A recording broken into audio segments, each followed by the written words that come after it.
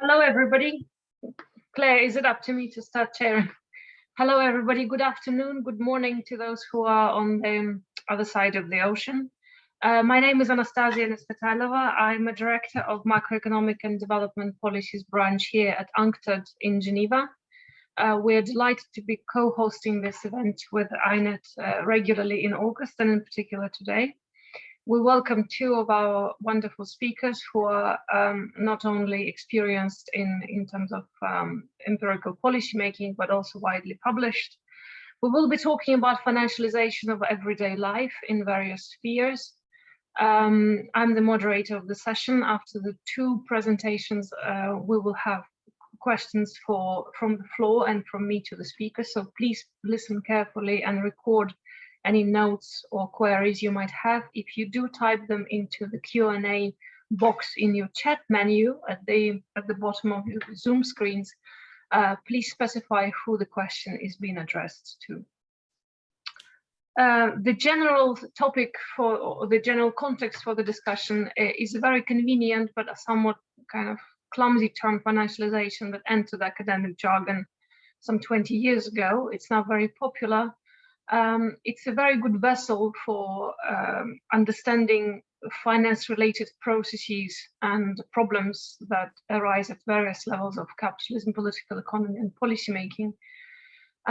But also, I find sometimes it's incredibly annoying and limited, simply because it seems to denote pretty much anything now in capitalism, in asset conversion, in search for collateral, in the increasing role of credit instruments and therefore debt instruments in our lives, private, personal, corporate, financial, international.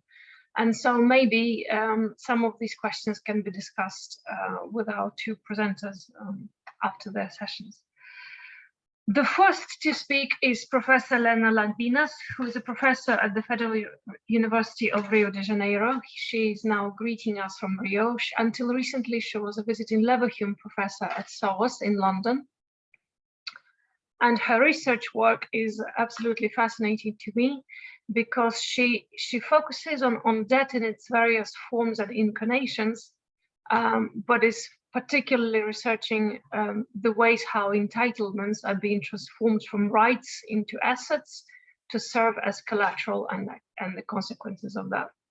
Our second speaker is Michael Greenberger, who is, I understand, not necessarily from economic policymaking, but is now heading the Center for Health and Homeland Security and is a professor at the University of Maryland at King Carney School of Law.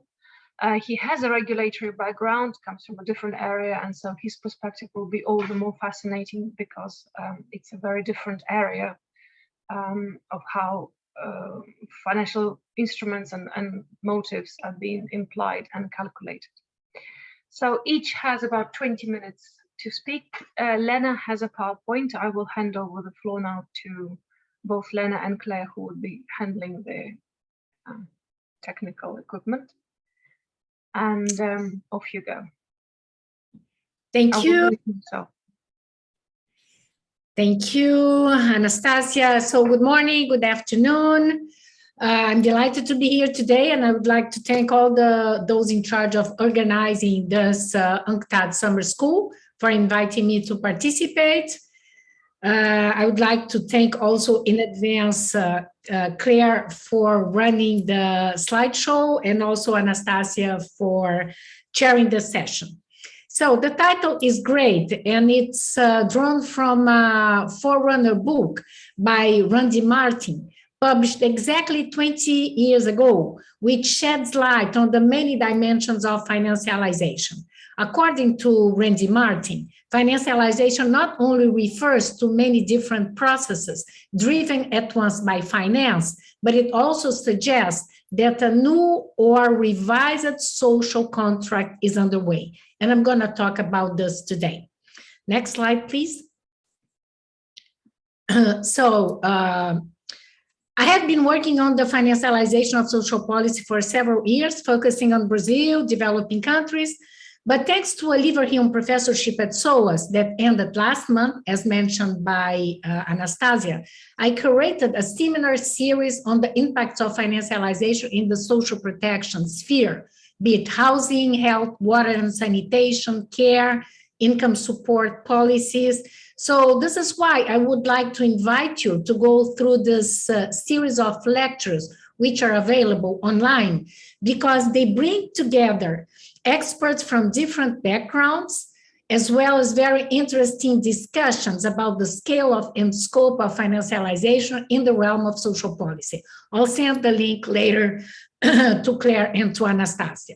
So today, for this talk, I decided to focus my presentation on how social policy has been turned into a collateral, as mentioned by Anastasia, and how this reframes the role of social policy as we used to understand it. Next slide, please.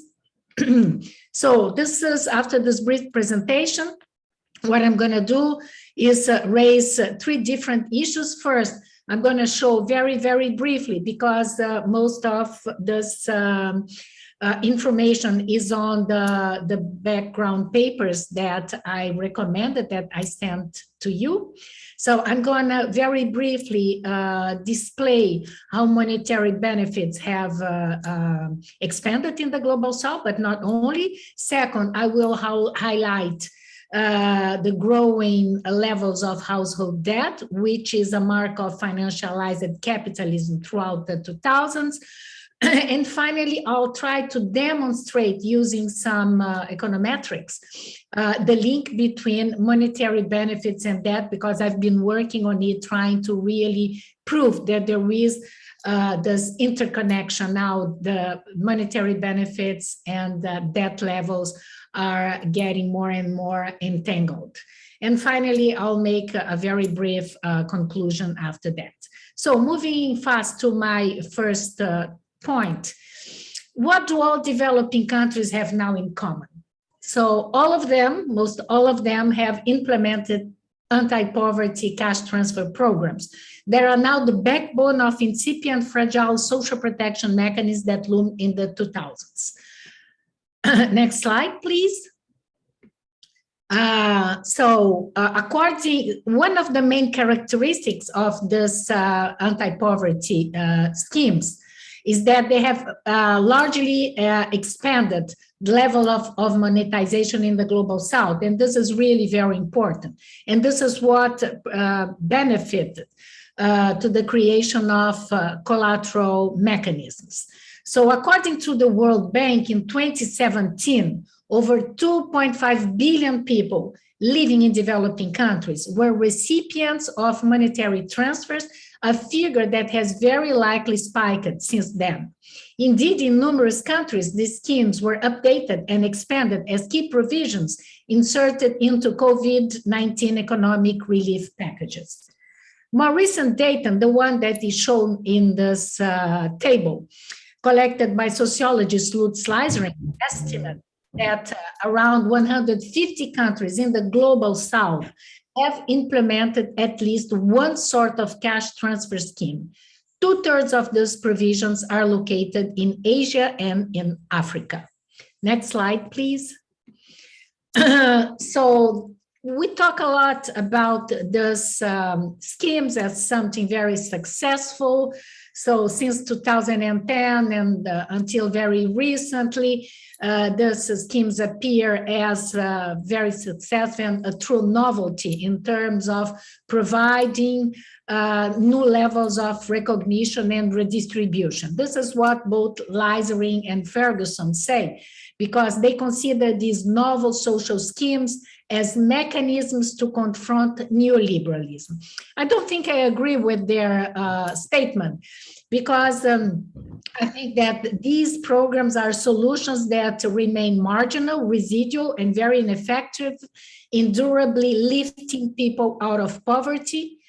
And they have been cast as cutting-edge policies of recognition and redistribution, but actually there seems to be little consideration of the fact that take-up rates fall short in terms of coverage, leaving out a significant amount of potential beneficiaries which ends up deepening horizontal inequities, or that half of these national programs have no legal basis to enforce a solid process of institutionalization, leaving them open to reversal. Next slide, please. So if these programs are popular and paramount in the global south, what is their reality in advanced economies? According to the OECD SOC-X database, we have now rich countries. Also, we have a wide array of cash payments that range from 40 to 60% of total social spending. And of course, they have a much broader range of monetary benefits than developing countries. Although no single trend emerged with regard to the pattern of social spending in advanced economies, the share of monetary benefits has tended to increase to the detriment of in-kind policies. Out-of-pocket spending has also surged. So, in my opinion, and I'm going to move to the next slide, please. We have to understand that there are something that is getting, let's say, more and more common between developed and developing countries, is the fact that monetary benefits represent a large share of social provisions, okay? So this is one major point to keep in mind during this presentation. So now I move to my second point, and it's about the fact that household debt, which is a feature of financialization, is rising across the globe. And it has increased substantially throughout the 2000s, in line with a consequential upsurge in credit supply in both developed and developing countries. Next slide, please. This table, for instance, summarizes total household debt as a share of GDP for a group of countries that comprises advanced nations and emerging market economies for the period 2008-2020. If the aggregates, in the aggregates that include the developed economies, the top three, one observes a drop in the credit share after the 2008 crisis, a trend that is only reversed after 2016. But in the case of emerging economies, by contrast, the progression is continuous between the two ends of the period. So we can agree on the fact that there is more and more credit that is provided to household, and the share as a percentage of GDP is increasing in both regions. Next slide, please. The figures from the Bank of International Settlement also show a consistent increase in median household debt to GDP ratios in all world regions throughout the 2000s, despite some slight trend reverses in advanced nations as of late. Of course, the ratios vary significantly among developed and developing countries, but the trend is rather similar. Next slide, please. This figure portrays household debt trends among OECD countries as a percentage of disposable income, okay? Except Mexico, whose trend requires some explanations, in Germany, both displaying a decline in household debt, in Japan and the US that show constancy, there is a net deterioration in household debt levels. It's not by accident that both the IMF and the BIS had raised concerns about the disturbing path of household debt just before the pandemic outbreak struck. Next slide, please. As for the Global South, due to the lack of information about debt-to-income ratios in large data sets, the option available was to resort to the IMF Global Debt Database, where household debt is measured against GDP.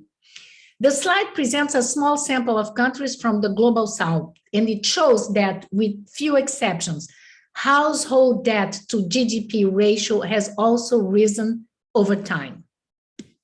Next slide, please. So the IMF has drawn attention to the fact that significant changes in debt ratios have been driven mainly by debt increases rather than low or negative income. And of course, we refer to the period just before the pandemic outbreak. But that means that households increase their leverage either to enhance their total assets, often through mortgage, or just to make ends meet, given the growing cost of living they are facing. Next slide, please. So we can agree that we have divergent patterns of debt. In advanced economies, mortgage debt accounts for more than 60% of household debt, while in middle and low income countries, it makes up to barely a third. And because the composition of household debt differs so radically between rich and developing countries, we understand that households' abilities to build up wealth through getting into debt also differs significantly. And this is what we see in the next slide. Indeed, as the slide indicates, though on the rise, financial assets held by households appear to be a defining feature of rich nations. Thus suggests that in the global south, the picture seems to be one of growing debts relative to assets, which translates into growing vulnerability. Asset-based welfare linked to home ownership as a strategy to prevent and mitigate risks entail the rapid increase of household debt in developed countries, a pattern that continues today. But what the figure shows is that financial assets have also expanded considerably, diversifying household portfolios, mainly due to the weight of bonds and equities accumulated in fully funded pension schemes. In the global south, by contrast, growing levels of indebtedness relate mainly to the financing of essential goods and access to basic services, rather than building asset buffers, while the importance of financial assets remains relatively modest in per capita terms, as the slide shows. Next slide, please.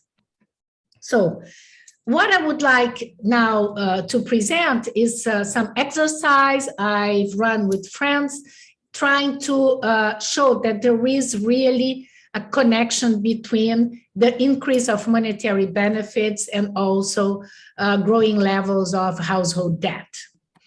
So to this end, what I'm going to do is to ask the question if monetary benefits underwritten by the state that have developed as a crucial form of social provision are also associated with growing levels of household debt. So my goal is to establish if the connection between debt and fiscal monetary benefits is effective and significant in advanced countries as well as in emerging and developed economies. Or put it differently, does the assumption that social policy has been turned into a collateral, does it hold? And as you've seen in my papers, those that you had access to, this is the point I've been discussing over the last 3-4 years, the collateralization of social policy. So to answer this question, I run with colleagues a regression, putting together a sample of countries, including advanced nations, emerging economies, and also low-income countries. On the right-hand side of the slide, on the left-hand side, of the slide, we see the list of countries in the database. We created a data set that encompasses macroeconomic and social variables at the same time. The data set is an unbalanced panel data made up of 50 countries covering the period from 2008 to 2017, annual data, and comprising a total of 500 observations. All variables are expressed in growth rates, as is said in the right-hand side of the slide, where I list the variables. So to determine the levels of household debt and how it varies, we have chosen GDP growth, inflation, rates, residential property prices, new loans, concessions, plus 3 variables that represent the central assumption: fiscal monetary transfers, both compulsory and non-compulsory, mandatory and non-mandatory, contributory or non-contributory. We have also chosen government spending on education and out-of-pocket health expenditures. Okay, so let's move now to the other slide, please, where we have the results of this exercise. So if you look at the table, and I suppose that you can see it pretty well, you're going to see that the macroeconomic variables used in this regression to explain household indebtedness, namely economic growth and inflation, were negative and significant.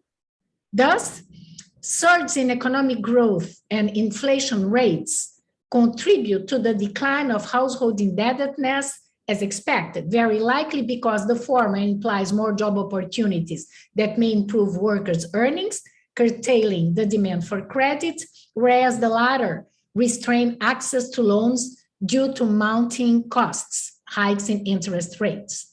We also included as variables the variations in price for residential properties and new loans concessions. As expected, the three tests indicated that growing housing costs and increased credit availability are positively and significantly correlated to household debt, determining the rise of the debt to household income ratio. Of course, this was expected as well. Finally, we added to each of the three tests in the following order: state monetary transfers, private health expenditures, and government spending on education. Now, this is more interesting. The first variable is statistically highly significant and registered a positive sign, showing that the expansion of monetary transfers, either as public pensions or welfare benefits, has a clear impact in deepening household debt levels. This finding corroborates our assumption that monetary transfers, because they serve as collateral that facilitates access to credit markets, contribute to raising household debt rather than curtailing families' liabilities. As a result, the role of social policy is abandoned. Instead of advancing decommodification, it now amplifies recommodification and financialization. The second variable, that is out-of-pocket healthcare spending, is also positively and significantly correlated, showing that the more families must counterbalance the decline in the public provision of healthcare, the more they get indebted. And the third and last variable, which refers to public spending on education, lays out a similar result, but this time the relationship is negative. Cutbacks in government spending corresponds to surge in household debt. So let's move now to my final conclusions. Next slide, please. And let's move immediately to the next slide as well. So one of the findings of this exercise is that despite different patterns of social protection and different levels and patterns of household debt between rich nations and developing countries, they share now a common feature. Social policy is directly linked to the production of debt and often serves as collateral. Therefore, in developing countries alike, monetary benefits fulfill collateral requirements beyond their more conventional role of smoothing consumption and mitigating poverty. On the one hand, they serve as a screening device for replacing creditworthiness if necessary, especially in the developing world. And on the other, they integrate through that the circuit of liquidity. So I'm going to stop here. Next slide, please. And I'm going to thank you for your attention, and I'll wait for your questions. It would be lovely to discuss these findings with you. Thank you so much. Thank you, Lena. That was very elegantly on time, exactly 20 minutes on my watch. I think, as I requested the audience, please type your questions in the Q&A box if you address them to Lena specifically, and then I will pick and choose in the comment session. I now hand the floor to Michael. Thank you very much. It's an honor to be presenting to you. I work very closely with the Institute for New Economic Thinking. And in fact, the basis of my talk today is found in an article that I wrote with funding from INET. It was published in 2018 and it was republished in a law journal in 2019. It is 200 pages long, and I did not give it to you for this talk, but if people are interested in it, I'd be happy to send a citation to it. While it is long, it is filled with summaries, conclusions, bullet points, what have you. And for someone who wants to dig deeper into the issue, I think it's very helpful. I use it as the basis for a course I teach at the law school on futures and derivatives. The reason this topic is so pertinent to all of us is that the financialization of everyday life, right now the world is fighting rampant and debilitating inflation. Prices are inordinately high. My principal focus is on energy and agricultural products. And my thesis is, while there is certainly justification in the world that we live in for elevation of everyday prices of food and energy, especially supply chain problems brought on by the war in Ukraine and the pandemic, my point is that I think prices are, we are paying a premium that is completely unnecessary. And were we able to achieve the reform that I propose, prices for energy and food would drop, I believe, by a minimum of 10% and probably by 25%. Now, why is this the case? The starting point is when the world really determines what the price, for example, of oil is or wheat is. And by the way, two of the shorter articles that I've included are articles about the worldwide excessive price, debilitating price of wheat. And the second one is about the worldwide debilitating price of energy, oil, and natural gas. But when we look to see, when the world looks to see what the price of something is, it does not look at the retail price or the price that is paid when the user, whoever that may be, buys the product in the retail market. The price worldwide is the futures price of the product. Now, that has been true in the United States since the Civil War. Futures, unlike the equity market, the futures is not supposed to be an investing vehicle for everyone. Futures have a particular role to play, and that is for end users of a commodity. The futures price is the price discovery point. So for example, when we say, what is the price of oil? Or when you hear the price of oil is going up, or it's approaching a world record high, what they are talking about for purposes of the United States is West Texas Intermediate Oil, WTI, which is the futures price of oil. It's a United States product, but it's a worldwide price. For Europe, it's Brent, which is oil out of the North Sea. It's the futures price of those products. Now, the futures market has been at the beginning of the 20th century and in the 19th century, The futures price has been the price that was derived from the price of futures contracts for that product on a futures exchange.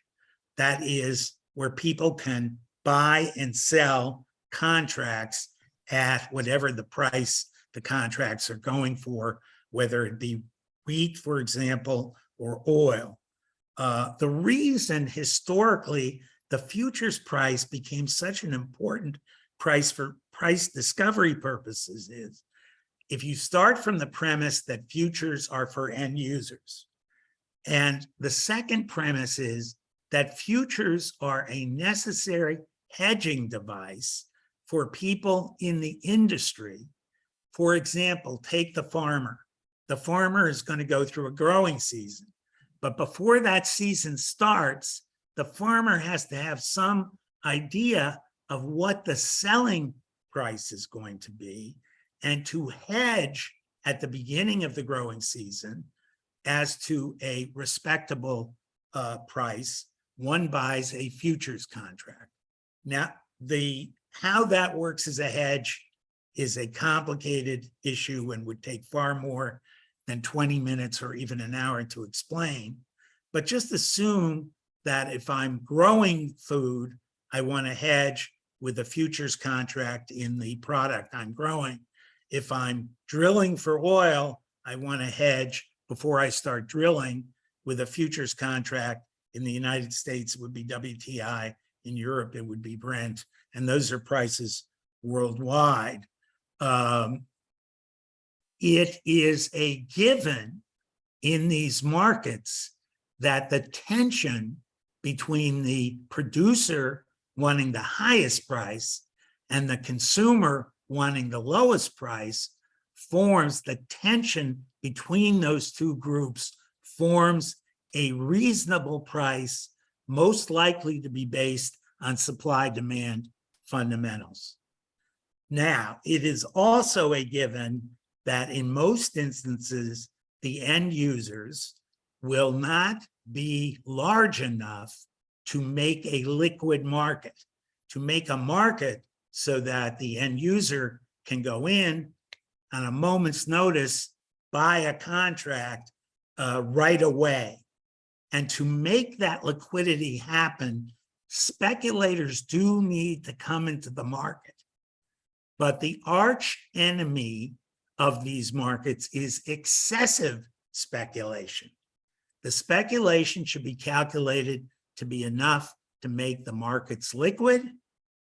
But if there are too many speculators, the concept of the tension between producers and consumers is knocked aside, and the market doesn't have the fundamentals of supply demand because speculators don't care what the price is going to be. They're driving to gain profit, and basically, historically, excessive speculation drives the price up over a series of months, and then suddenly speculators leave the market and the price drops. Historically, in 2008, oil hit the world record high of $147. It took a long time getting up, but it came down almost immediately down to $40 or $50. Natural gas, the same thing. There was a world record price of $15 per BTU. We've never come near that since. Speculators pulled out and the price went to $2. So speculators are the arch enemy of smooth operating futures markets. In 1989, the banks, and really there are four big banks involved here: Citibank, Goldman Sachs, JP Morgan, Bank of America. They are very active in these markets. And they said to themselves, why should we be giving up all these business to futures exchanges? We can sell futures contracts, not on an exchange, but bilaterally. If somebody wants a futures contract, we'll negotiate with them and sell them a futures contract. That contract is called a swap. but it's nothing more than a private futures contract. In 1989, the bank started this idea of individual unilateral futures contracts called swaps.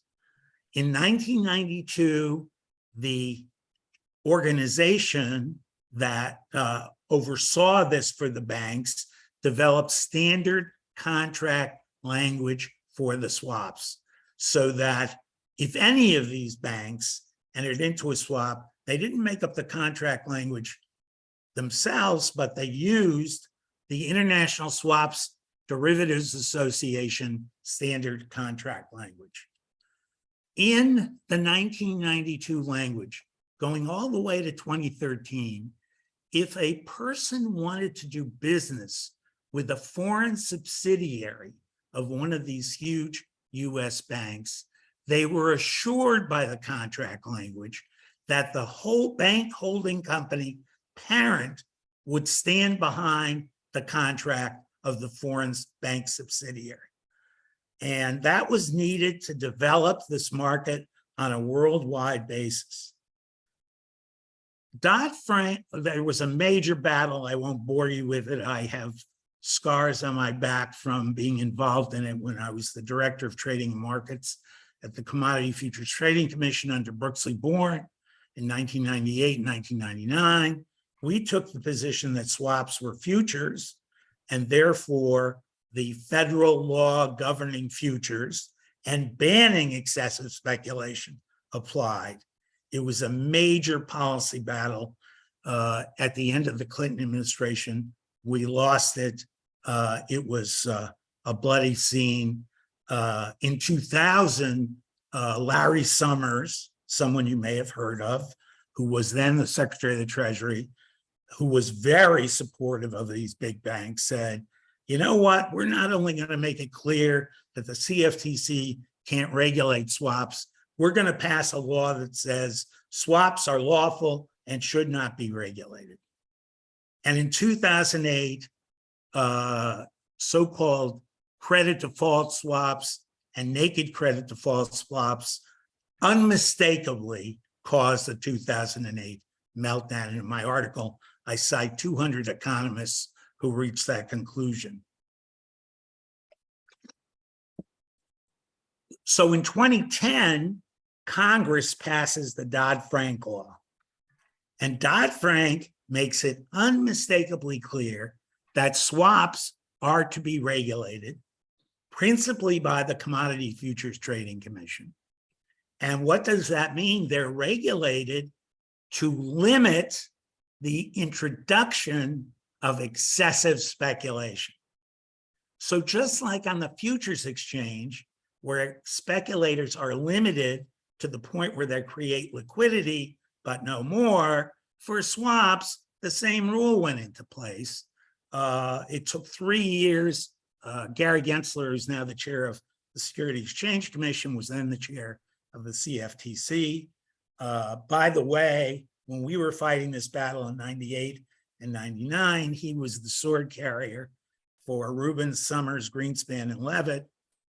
Gary retired at the age of 39 as a partner from Goldman Sachs and came down to the Treasury to work for Bob Rubin and Larry Summers. He comes back in the Obama administration as chair of the CFTC, and he picks up the mantle that was dropped by Brooksley Born and ensures that when Dodd-Frank passes, swaps will be regulated, speculators will be limited. In 2013, all the regulations went into place in probably way too long an explanation. There was an 80-page, triple column, single space guidance put out by the CFTC. And in footnote 563 of 620 footnotes, the CFT observed that a foreign subsidiary is guaranteed by the bank holding company and therefore within Dodd-Frank. And that was an aside. It was a statement of reality. But the banks and a brilliant bank lawyer said, well, if swaps are guaranteed, and this footnote suggests that the guarantee is the reason they're regulated. Let's de-guarantee all our foreign subsidiaries. So we'll change the contract language. And by the way, by this time, the worldwide swaps market is somewhere between $600 and $800 trillion notional value worldwide. It didn't matter whether the foreign subsidiaries were guaranteed. This market was driven, and the banks eliminated the guarantee without telling anybody. And they said to themselves, well, if our foreign subsidiaries are no longer guaranteed, they therefore must be out from under Dodd-Frank. So they adopted the following practice. They negotiated and executed the swaps on Wall Street.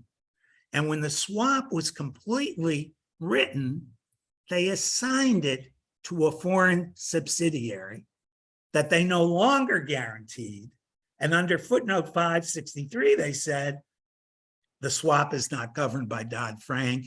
And if it's not governed by Dodd-Frank, speculators can have a field day.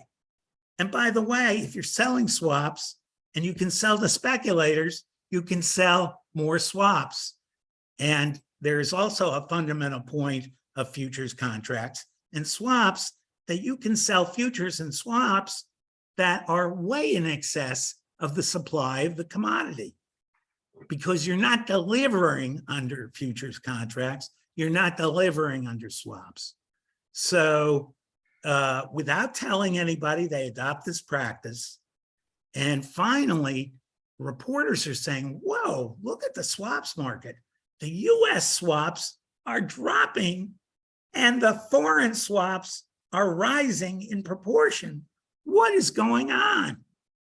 And finally, someone from the International Swaps Derivatives Association whispered in the ear of a staffers at the CFTC and told them of this brilliant new theory that if a foreign subsidiary isn't guaranteed by the US bank holding company, voila, you're outside of Dodd-Frank and speculators can take over. It took a long time for the CFTC to figure out what was going on. But in May of 2016, the CFTC proposed a rule that said, no, this is not right. Dodd-Frank covers a swap that's executed and negotiated in the United States, wherever the swap ends up. And don't come to us and tell us that because you've assigned it to a foreign sub, you're out from under Dodd-Frank. May 2016, never thinking that Trump would become president in January of 2017, they chugged along and never finalized the rule.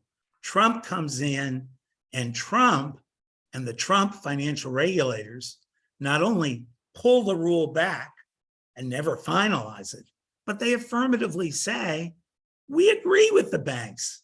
They should be able to assign US negotiated swaps to their foreign subsidiaries and be out from under this terrible, obsessive, oppressive regulatory system that Dodd-Frank sets up.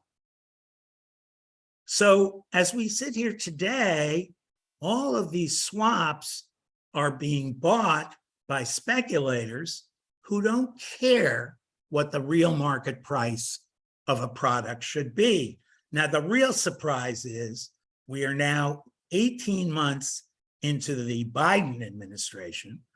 The chair of the CFTC was a commissioner when the proposed reform rule was put forward in May of 2016. And neither he nor anybody in the Biden administration has gone back to talk about this. And I am working with a terrific reform group called Americans for Financial Reform. We are about to put out a statement. We are about to approach the CFTC commissioners, and we're about to approach Congress, who hasn't said anything about this. Elizabeth Warren, who I adore and respect, has not said boo about this. The chairman of the CFTC, who was a commissioner when the reform rule was proposed in May of 2016, hasn't said anything about this. Now, I want to make it clear, this is not the sole reason for rampant inflation. The Ukrainian war, supply chain problems, no doubt have a cause, but there is a premium, and conservatively speaking, 10% to 25% premium on gas, natural gas, wheat, corn, hogs, is placed in the world economic markets, and it's a significant contributor to inflation.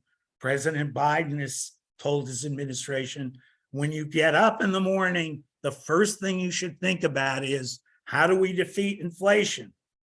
And nobody has breathed a word about this problem. And I will tell you, one, the Ukrainian war and the pandemic have so overwhelmed the environment that people say, yeah, of course, prices are high. We got these problems. But the point is, there is a premium being placed on it. Now, what I'm experiencing is gas prices have come down, I don't know, 45 days in a row. And people are saying, well, the problem's over. It's not over. People are still paying far more than they should be paying. So if we could stop Citi, Goldman, Bank of America, and JP Morgan Chase from selling these swaps to rampant speculators worldwide, we would get a grip on inflation. That is the burden we now have, and we're stepping forward to launch an effort to make this clear. Thank you very much. Thank you, Michael, also for being so disciplined.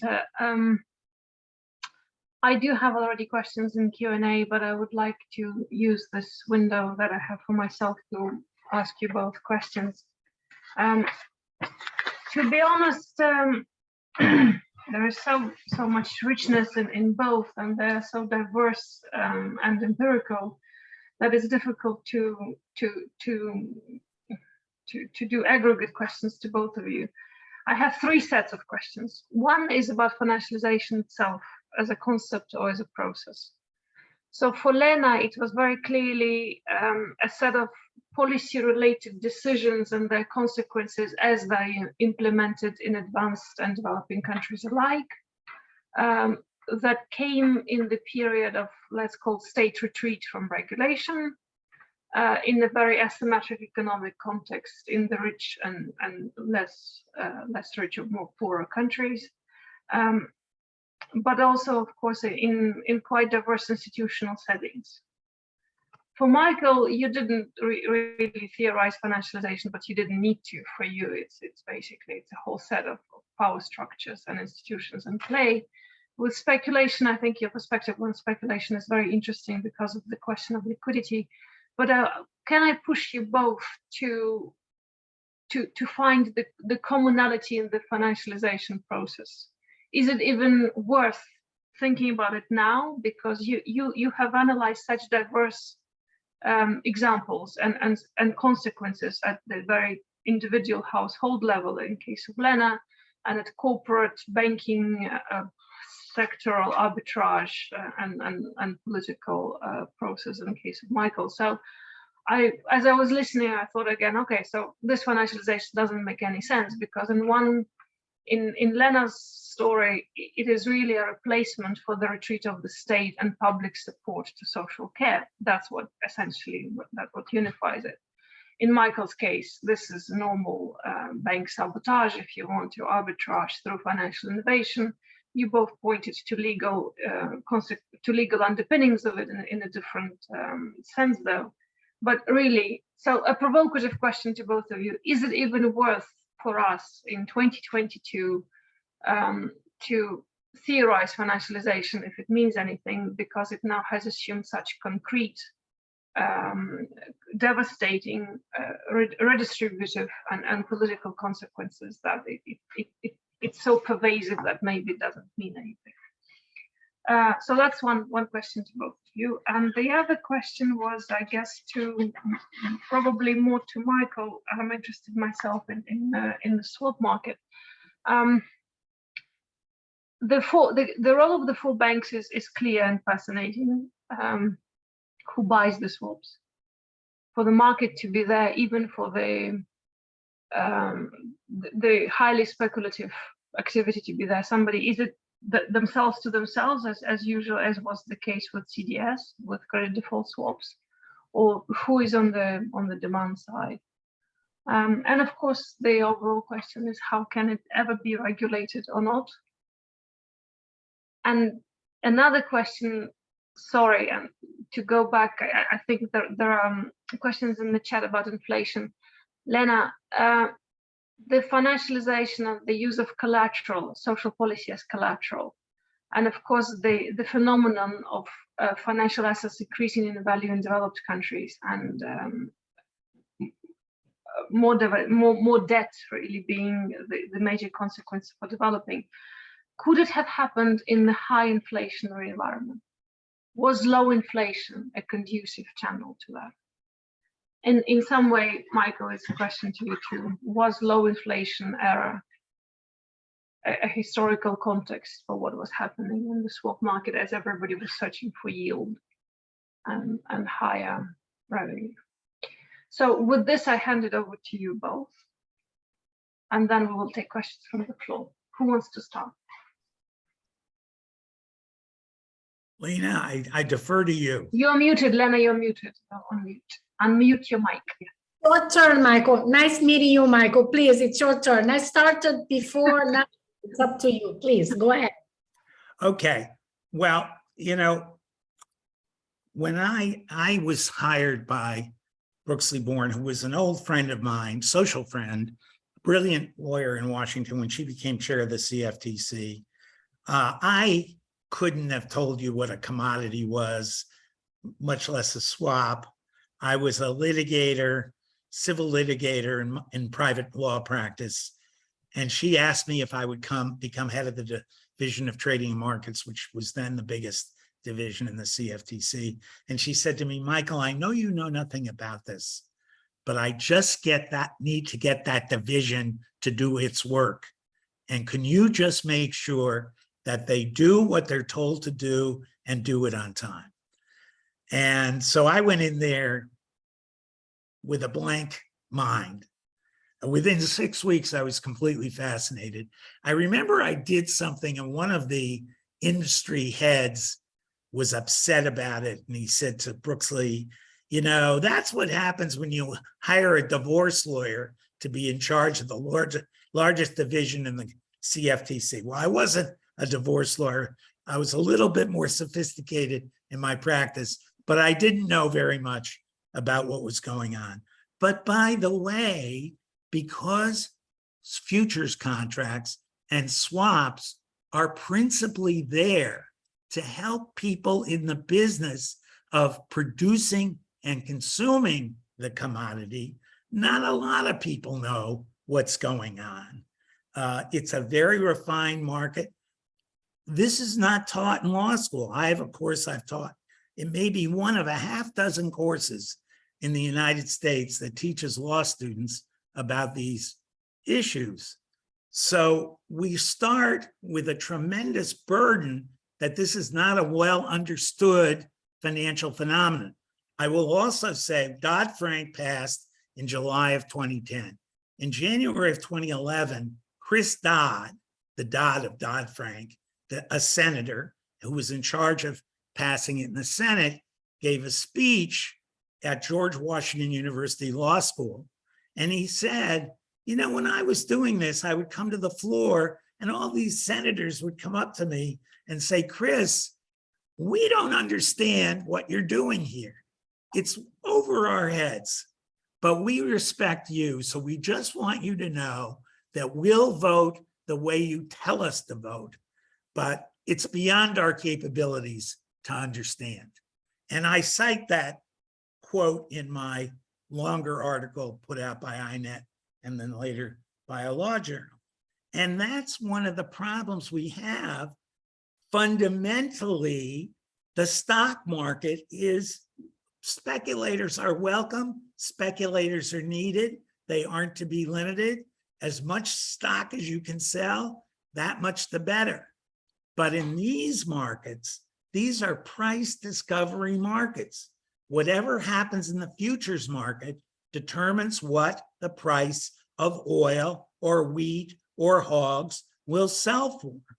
And it achieved that fundamental status going all the way back to the Civil War, because as I said earlier, it was deemed to be an honest market where the consumer wanted the lowest price and the producer wanted the highest price.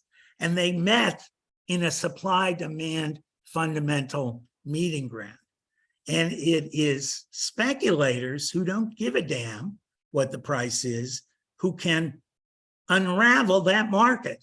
So the touchstone under the classic futures regulation, and now after 2010, Dodd-Frank is no excessive speculation. And just to go back to the importance of this, in 2008, the price of oil soared from about $40 to $147. Now, in that era, we weren't distracted by a war. We weren't distracted by an epidemic. People were paying $6. This is a long time ago.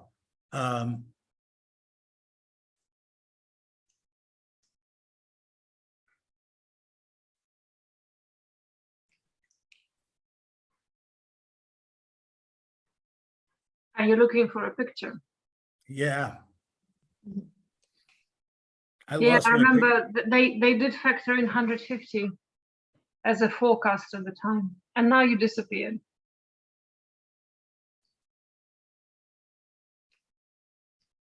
Okay, can you hear me now? We can, but we cannot see you. All Yeah, right. now we can. All right, so oil goes to 147 in 2000. Let's see, 2008 was a meltdown. At some point prior to 2008, and that became a central public policy issue. There were no distractions. Congress held hearings about it. And we came in and said, now at that point, swaps weren't regulated at all. And we said swaps are causing this problem. Speculators are overwhelming the market and driving the price up. And someday you're going to see they're going to drive the price right back down again, and people will be left without the tide will have gone out, and people will be seen to not have their bathing suits on. And so Congress got very involved in it and wanted to do something about it. And even though it took Dodd-Frank later to say swaps are regulated, the banks were so harassed with the blame that was given to them that oil went from 147 to $50 in a matter of weeks. And my point now is, and I'm telling members of Congress and my fellow policy advocates, just get the spotlight on these guys. When they start being blamed about this, Citi, Bank of America, JP Morgan,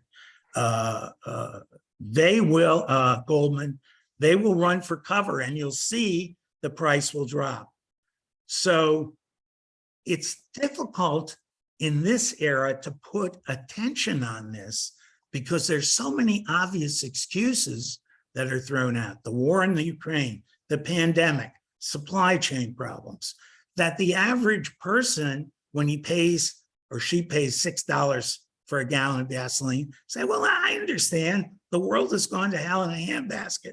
So it's hard to focus the attention on this, and we're trying to do it now. So there is a policy angle to this that could put a dent in inflation if we can get people to pay attention. Who buys the swaps? Yeah. No, seriously, who buys the swaps? Who is on the other side of the market? Oh, who's on the other side of the market? Yeah. I'm sorry, I didn't hear your question. Anybody who want, the big hedge funds, anybody who wants to speculate. The asset, the wealth. Yeah, and also when you're buying the swap as a speculator, you can hedge. you can have a downside and an upside going at the same time. And they are, but they tend to drive in the first stage over a period of months, they drive the price straight up. There will come a day, if we don't get a handle on this, when the price will radically drop. And then the consumers and producers are going to be caught out holding contracts that are not profitable. I'll tell you, so in 2007, Dick Cheney, oil's going to 147. Dick Cheney goes to Saudi Arabia in about June of 2007 and pleads with the Saudis, please produce more oil. The Saudis agree. He comes back. What a victory. The next day, the price of oil went up $7 when it should have gone down $7. So supply-demand fundamentals are out the door. All that's important is how much speculation is in the hands of the hedge funds and speculators. And that is what drives the price through the roof. Thank you. Lena. Thank you for those two questions. So interesting to listen to Michael and how he tells the story that we all know about it, but what can we do? Because, yeah, things are really decided in terms of regulation, rules, footnotes. So it shows how unprepared we are really to tackle the problem and how, you see, powerless also we are. That's the point, because we cannot act on this. Civil society has no word to say on this. So very complicated.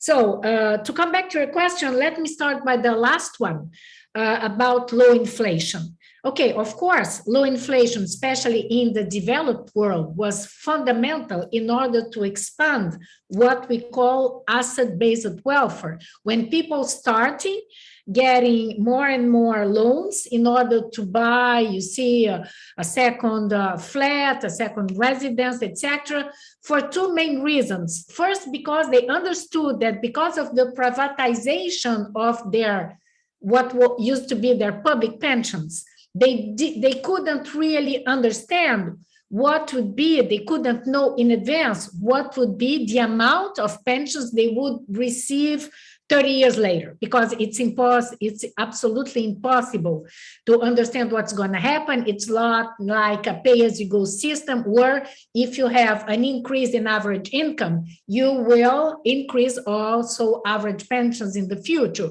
So average pensions will benefit for increases in productivity that derive into increases into wage and earnings.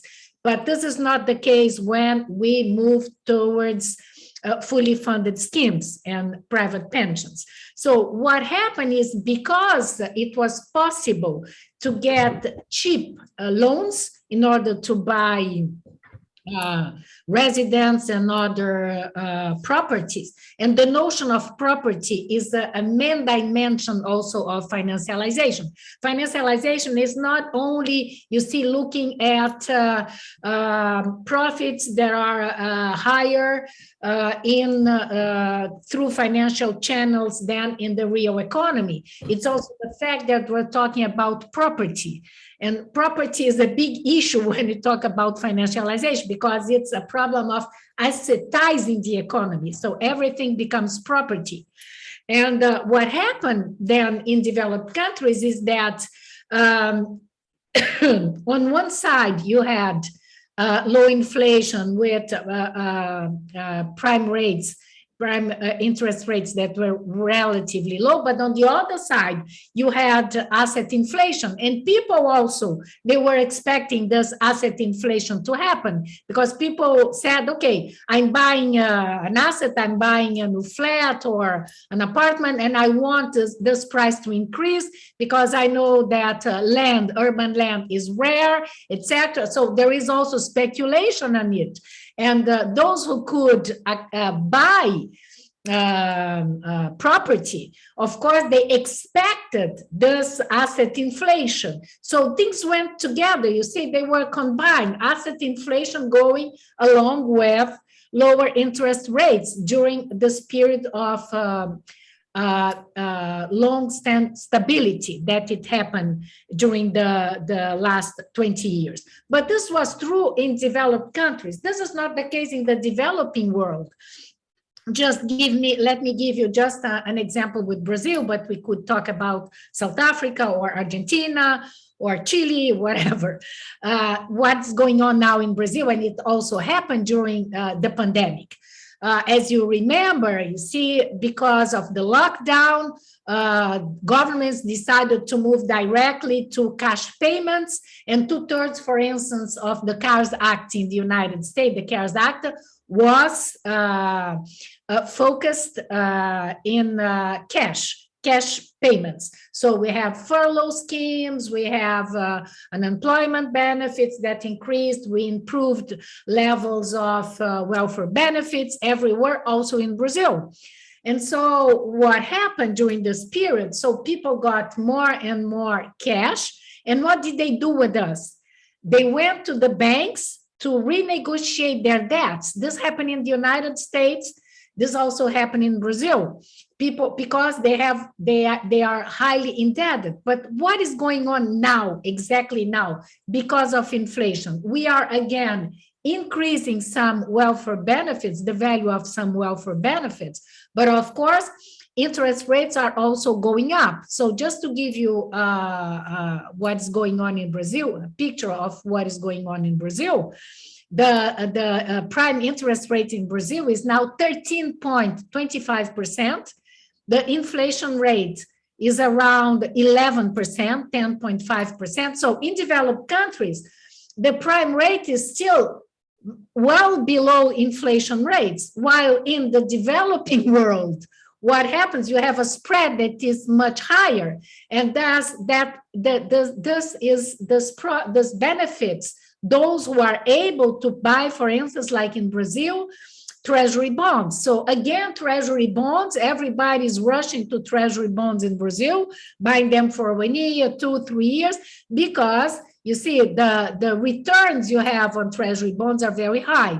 So it's not true that we still have low inflation everywhere, because in the developing world, and Brazil is a case study for this, the spread has always been extremely high.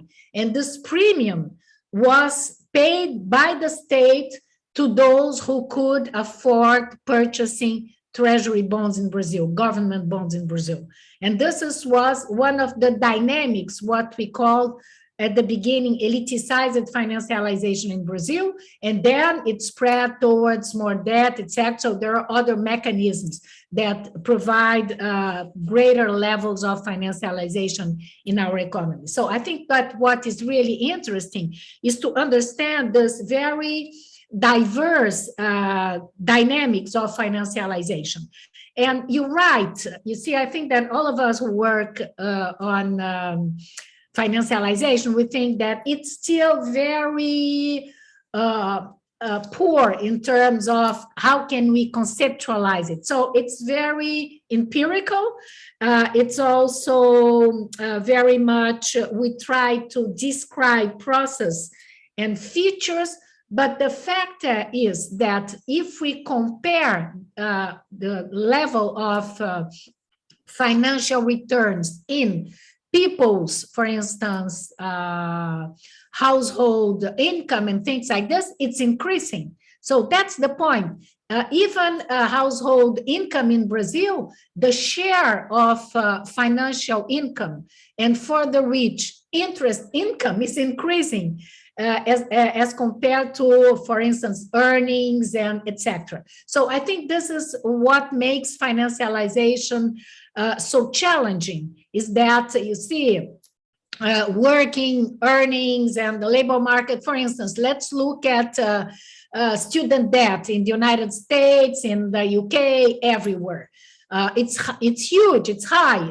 In average, around, I think, $90,000 in the US, around that in average.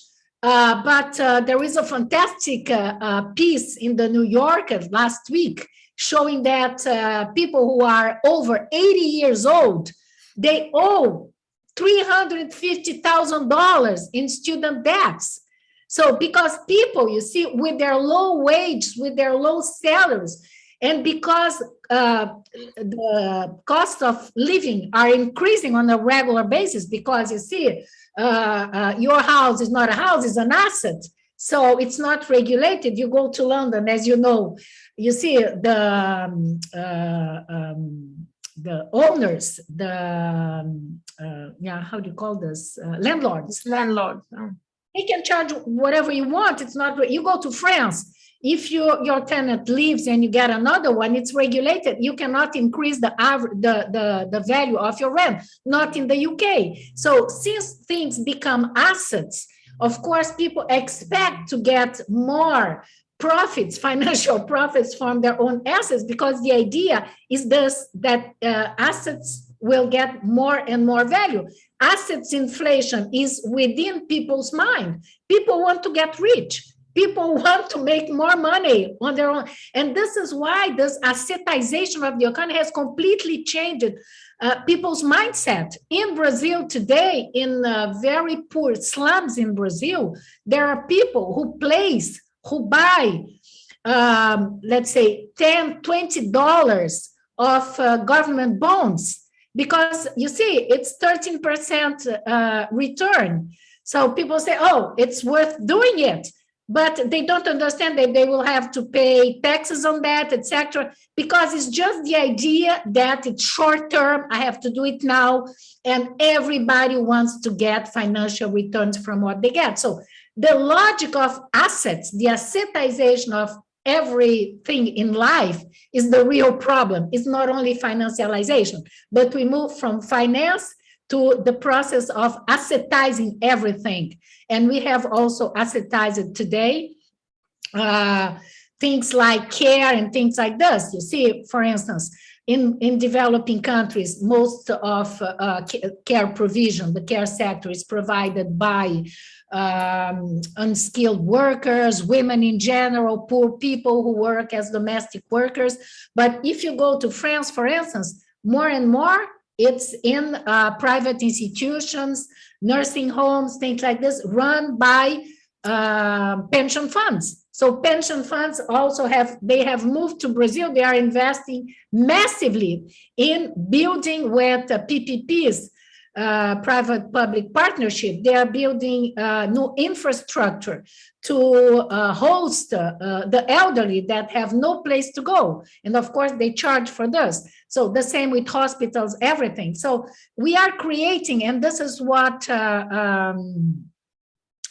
Daniela Gabor calls the asset classes. We are producing more and more asset classes, and everything that becomes an asset, the people expect, and this is the dynamic of speculating with it, that prices will go up. So the logic of prices, it's a logic that is linked to asset inflation. And this is why you have to go back to make things public and not assets anymore.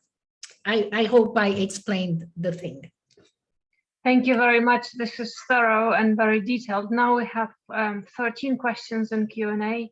I hope you both can see the chat on your screens, and if you're happy, please answer some of the ones that I would not be able to raise now. We have 15 minutes left until the end, but I will start with very general, and those, yes, basically general.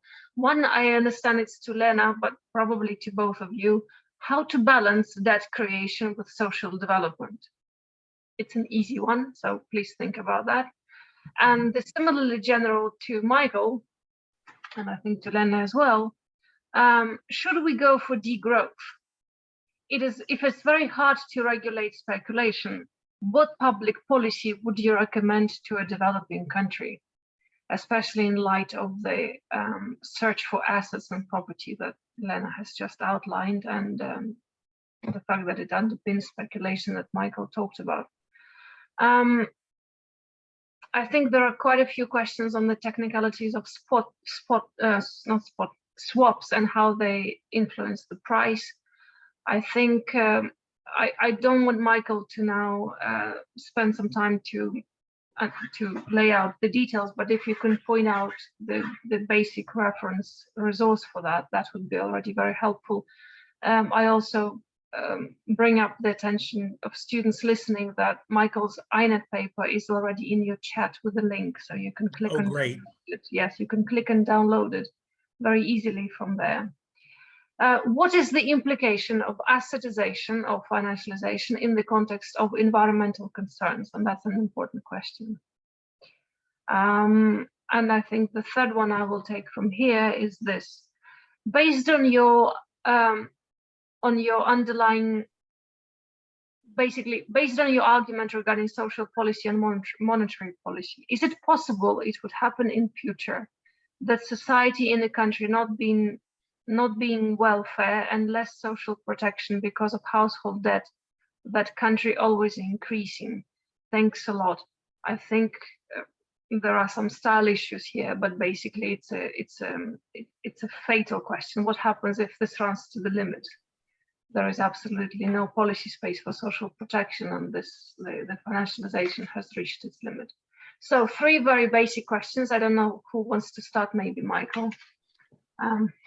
Well, if I can remember everything, one thing question that was asked that I think is important, and I see it in the Q&A, is what is the relationship of swaps, private bilateral futures, to exchange traded futures?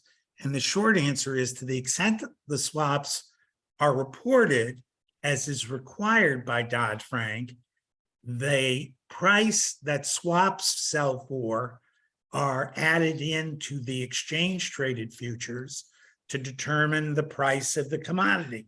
So, for example, there's exchange traded futures on West Texas Intermediate oil, but there are also swaps contracts that are based on the price of West Texas Intermediate oil. And the combination of those establish the price of oil. So when you hear the price of oil has gone up, the price of oil has gone down. If they're using West Texas Intermediate, the difference between West Texas Intermediate price and Brent sometimes spreads as much as $10. Now it's much closer together. So Brent may be $1 or $2 more per barrel than West Texas Intermediate, but when you're hearing the price of oil, you're hearing the future / swaps price of either WTI or Brent, and that is the price that the outside world is paying. At least it's the starting point for the price that the outside world is paying for oil or corn or wheat or hogs or cattle. It's the combination of exchange traded and swaps, but the swaps have to be regulated by Dodd-Frank to fall into that category. And if they are assigned to a foreign subsidiary of a bank, they aren't regulated by Dodd-Frank. So speculators are not kept out of the market. And as I say, since the Civil War, when we asked the price of beef, corn, oil, wheat, natural gas, or oil itself, what we are told is what the futures price is. Up until really about 1992, that was always exchange traded futures, clearly regulated by the CFTC, with speculation limits as to who can participate in the market. Swaps started outside of regulation. Dodd-Frank brought them into regulation. So both exchange traded futures and swaps that go together to form the price of the commodity are not tainted by excessive speculation. However, if the banks can just, after they fully execute on Wall Street the swap, just send it off to Japan or London or Germany, it falls outside of the speculation controls, and the price becomes unnecessarily elevated. And I should be quick to say, I don't want to be seen as overly provincial here. England has regulations, Germany has regulations for swaps, but none are as unforgiving to speculation as US regulation. And unfortunately for the world, that limit on excessive speculation in US controlled markets has a beneficial impact on the world price of oil. That's just the way it works. And if you get into Japan or you get into England or you get into Germany, there's some regulation, but nothing like the US controls, keeping out speculators who don't care what the price is going to be when the end user, the consumer, producer gets into the market. Again, the beauty of the regulated futures swaps market in the United States is there are limits to the participation of speculators, just enough to create liquidity, but not too much to create excessive speculation. Thank you. That partly it answers the question why everybody is always scared of the reach of US regulation in finance broadly, not just in swaps. Lena, you have 6 minutes until the end of the... Okay, so I won't be able to cover all the questions, and thank you for the questions. So let me start by talking about a very typical problem of Latin America and other developing countries, other regions in the world, is the fact that the last period of economic growth we had was based on a commodity boom. Of course, again, there is a new commodity boom. People are happy in the developing world because, of course, if prices go up, it's better to manage public debt because all countries are highly indebted. And of course, we have to move away from extractivism. And because extractivism is completely destroying our economies. Look at Brazil, the process of deindustrialization that started in the mid-70s with high inflation. And of course, then we had the debt crisis in Brazil, the foreign debt crisis in Brazil, in Latin America in general. But then we moved towards a new period of deindustrialization with the opening up of the economy, and we never recovered. Now, the manufacturing sector corresponds just to 11% of Brazilian GDP. So there is no innovation, there is nothing. So we have to invest massively, put the state to invest massively in rebuilding the manufacturing sector, promoting innovation, but not only in big countries like Brazil, everywhere. And this is why I think the novelty and the alternative is to look for this just transition, see how developing countries that continue to lie on their commodity exports, how they would be able to move towards higher levels of industrialization of local products and things that are really necessary in terms of providing well-being, domestically speaking, like, for instance, you see basic things that they are now importing, like we saw during the pandemic. There were no masks. They were not even produced anymore in developing countries. So we have to rethink about a new global order. If we don't think about a new global order, there is no way for us to move towards this old model of economic growth and think not only about the growth, but how we're gonna share what is called the ecological debt. Because of course, the ecological debt will be, again, a burden for developing countries. So that there is a big issue, and frankly, I think that we're not really addressing the right problems today.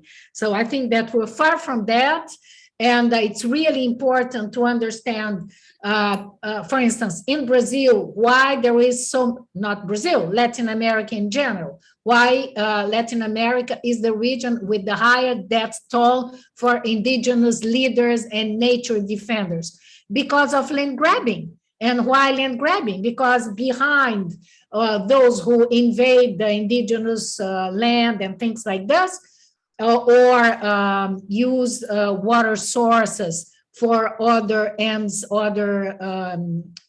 privatize the use of water and things like this, and contaminate water, like these big mining companies, the Chinese mining. Chinese is owing a lot of water resources in Latin America. And why is this happening? Because behind we have pension funds, we have institutional investors that are, like said by Michael, these are future assets. The prices are going up because they are thinking about the future, what's going to happen. So we have to break up with the logic of assetization. Otherwise, there is no way for us to really come back to the real economy, to provide people with their basic needs. Because, of course, if we have to pay for rice, and rice is an asset, and prices are going up, of course, this is what we are witnessing now worldwide. Starvation. So there is no, and of course we're going to have more social uprisings and more repression, and of course there's all, and then there is no way out for anyone, because now the planet is really at stake. So I think that, you see, we have really to reinvent the way we tackle our problems, and we have to prioritize things that are radically different from what we've been doing for now. And I'm very concerned, because I think that if there is a way out, it's going to come from the developing world. We have now good promises in countries like Chile, which are trying to draft new constitutions, redefine what's called the social contract. But of course, if we have all those other big investors who come to Latin America or to Africa because they want to become the owners of land, they want to control water sources and all those new minerals like lithium that are fundamental for this new green transition. So how are we going to solve this?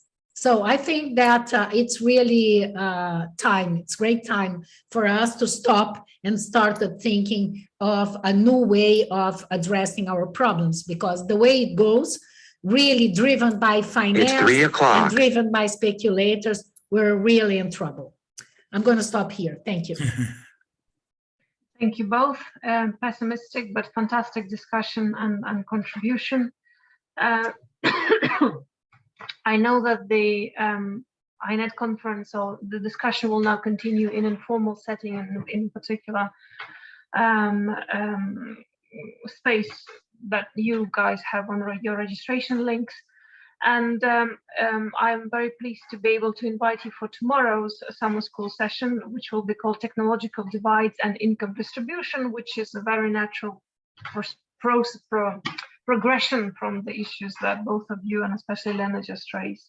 It will be moderated by Ursula Constantini and Antonio Andreotti and Ariel Wickerman. A link to the registration may be found in your program schedule.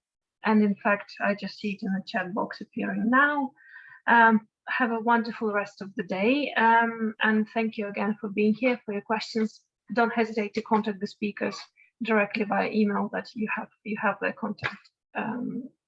Thank you so much. Nice meeting you all, Michael, Anastasia, and Claire. Thank you. Same here. For the nice backup.